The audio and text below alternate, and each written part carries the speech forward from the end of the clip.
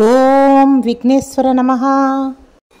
మనం క్రిందటి అధ్యాయంలో రాముడు లక్ష్మణుని పిలిచి గజపుష్పమాలని సుగ్రీవుడి మెడలో వేయించటం, సుగ్రీవా ఇప్పుడు నేను వాళ్ళని చంపగలుగుతాను, ఎందుకు చంపలేదు, ఇద్దరూ ఒకే విధంగా ఉండటం మూలంగా పొరపాటున వాళ్ళనుకొని సుగ్రీవుడిని చంపుతానేమో అని బాణప్రయోగం చేయలేదు అని చెప్పారు.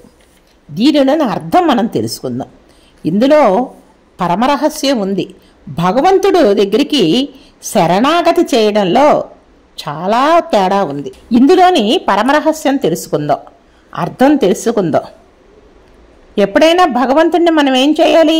శరణాగతి చెయ్యాలి.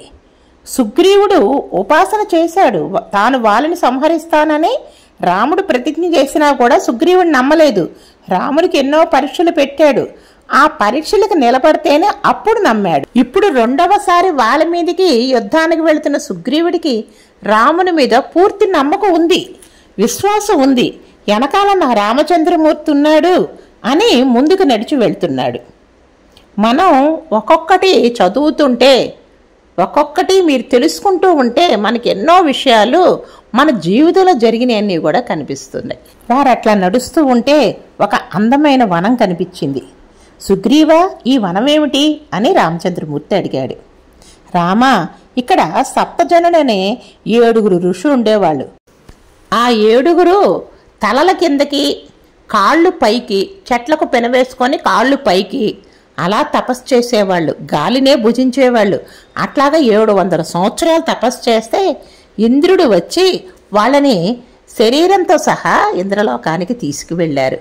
వాళ్ళు వెళ్ళిపోయినా వాళ్ళు చేసిన అగ్ని ధూపాలు, ధూమము ఇలాగే ఇక్కడ ఉంది మనకి. ఈ వనంలో వాళ్ళు చేసిన తపశ్శక్తి మూలంగా క్రూర జంతువులు ఏవి కూడా ఉండవు. ఒకవేళ క్రూర జంతువులు వచ్చిన ఈ వనంలోకి అవి సాధు జంతువులుగా మారిపోతాయి. అది వాళ్ళ తపశ్శక్తి ప్రభావం. వాళ్ళు ఇప్పుడు లేరు, లేకపోయినా ఆ ప్రభావం ఈ వనమంతా కూడా అలుముకొని ఉంది.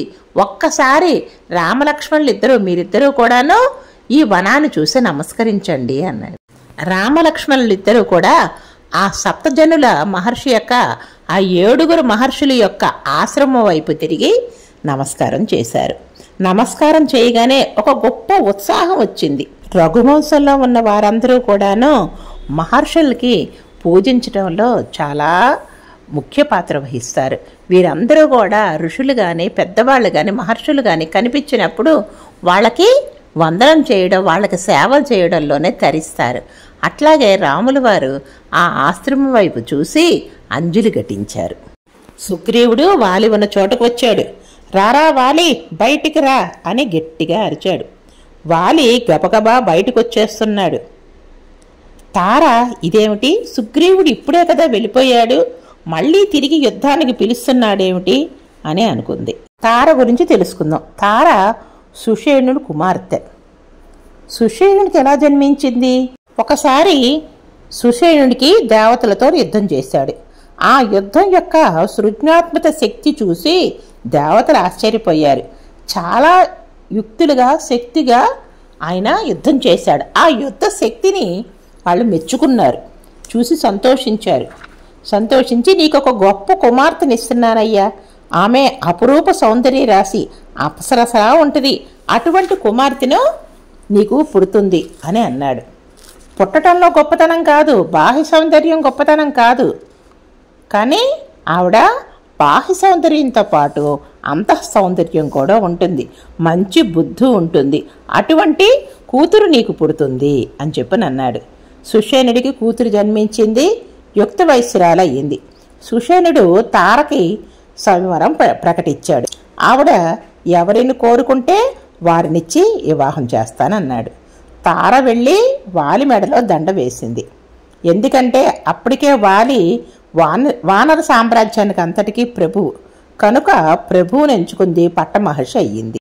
తార వాలిని ఆపింది. ఎందుకయ్యా తొందరపడి వెళ్ళిపోతున్నావు యుద్ధానికి, కొద్దిగా ఆలోచించు, ఇప్పుడే కదా, గంట క్రితమే కదా సుగ్రీవుడు వచ్చాడు, ఇప్పుడు నువ్వు కొడితే రక్తం ఓడుతూ వెళ్ళిపోయాడు, మళ్ళీ వెంటనే ఎలా వచ్చాడు, కనుక ఇందులో ఏదో అనుమానించతగ్గదుంది, నువ్వు ఆలోచించు, వెళ్ళొద్దు అని. ఆ పిలవడంలో కూడా, వాలి రా అని పిలవడంలో కూడా మాటలో తేడా ఉంది. చాలా ధైర్యంగా పిలుస్తున్నాడు. ఆ ధైర్యంలో ఏదో ఉంది. ఆ గర్వం కనిపిస్తుంది, ఉత్సాహం కనిపిస్తుంది. ఇది నీకు ప్రమాదము, నువ్వు తొందరపడి వెళ్ళొద్దు, నా మాట విను, ఒక్కసారి ఆలోచించుకో అని చెప్పింది. వాలి తార మాట వింటే వెళ్ళకుండా ఉంటే ఆ విధంగా చనిపోయేవాడు కాదు. నేను గూఢాచార్యుల ద్వారా సుగ్రీవుడి యొక్క కదలికల్ని కనిపెడుతూ ఉన్నాను, తెలుసుకుంటూ ఉన్నాను. ఇక్ష్వాకు వంశంలో జన్మించిన దశరథ మహారాజు కుమారులు ఇద్దరు ఇక్కడ ఉన్నారంట.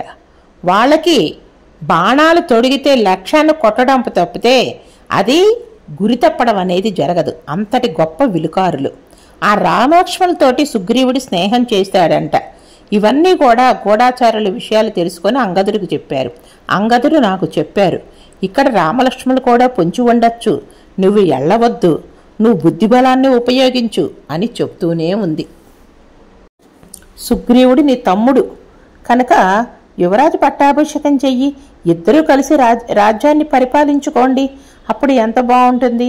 ఇంకా బయట వాళ్ళు ఎందుకు, మీరిద్దరూ సఖ్యతగా ఉండండి. నీ తమ్ముడి భార్యను నీ భార్యగా అనుభవిస్తున్నావు, అది తప్పు. సుగ్రీవుడు రాముడి నీడలా ఉన్నాడు. అలా సుగ్రీవుడు రాముడి నీడలో ఉన్నాడంటే రాముడు సుగ్రీవుడిని రక్షిస్తాడు, నిన్ను భక్షిస్తాడని అర్థం. నువ్వు పడిపోతావు. నువ్వు ఇప్పుడు కూడా తెలుసుకో, సుగ్రీవుడితోనూ రాముడితోనూ స్నేహం చెయ్యి అని ఎన్నో విధాలుగా చెప్తూనే ఉంది. ఇన్ని చెప్పినా కూడాను వాళ్ళకి బుద్ధి రాలేదు. వినాశకాలే విపరీత బుద్ధి అంటారు. అట్లాగే తార మాటలు ఏమాత్రం లక్ష్య పెడతలేదు. సుగ్రీవుడితో యుద్ధం చెయ్యాలి అనుకున్నాడు, బయటకు వచ్చేశాడు. సుగ్రీవుడితో యుద్ధం చేయడం ప్రారంభించాడు. ఇద్దరు ఘోరంగా యుద్ధం చేసుకున్నారు. సుగ్రీవుడు ఈసారి చెట్లను పీకి వాలి మీదకి విసిరేశాడు. వాలి సామాన్యుడి కాదు కదా. వాలి మెడలో ఇంద్రుడిచ్చిన కాంచనమాల. వాలి రెచ్చిపోయాడు. సుగ్రీవుడికి నెమ్మదిగా నీరసించిపోయాడు. బలం తగ్గిపోతూ ఉంది. ఇంక యుద్ధం చేయలేను అని అనుకున్నాడు.